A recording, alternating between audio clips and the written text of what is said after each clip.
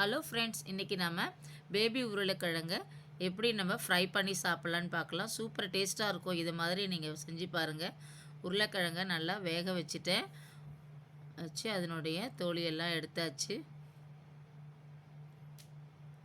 நான் கட் பண்ணலை, அப்படியே முழுசாகவே போட்டு பண்ணுறேன். நல்லாயிருக்கும்.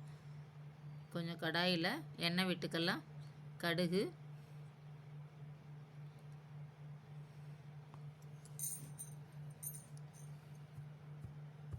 கடுகு நல்லா வெடிக்கட்டும். இப்போ கொஞ்சம் உளுத்தம்பருப்பு போட்டிருக்கேன்.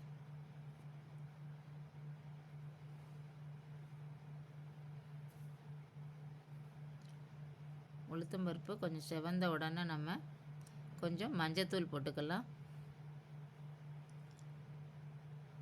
மிளகாய்த்தூள் கொஞ்சம் காரத்துக்கு தகுந்த மாதிரி போட்டுக்காங்க. தனியாத்தூள் நல்லா கலந்து விட்டுக்கலாம். அந்த மிளகாய் தனியா மஞ்சள் எல்லாமே எண்ணெயில் நல்லா பொரிஞ்செடுத்து கருவேப்பிலை போட்டுக்கலாம்.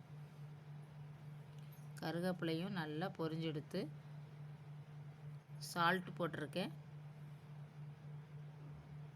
நல்லா கலந்து விட்டுட்டு இப்போ வேக வச்சிருந்த உருளைக்கிழங்கு எடுத்து இதில் போட்டுக்கலாம்.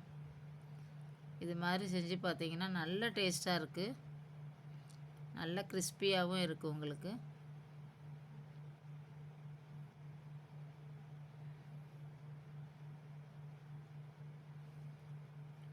கொஞ்சம் பெருங்காயத்தூள் போட்டுக்கோங்க. சூப்பர் டேஸ்டான baby potato fry ready. Thank you.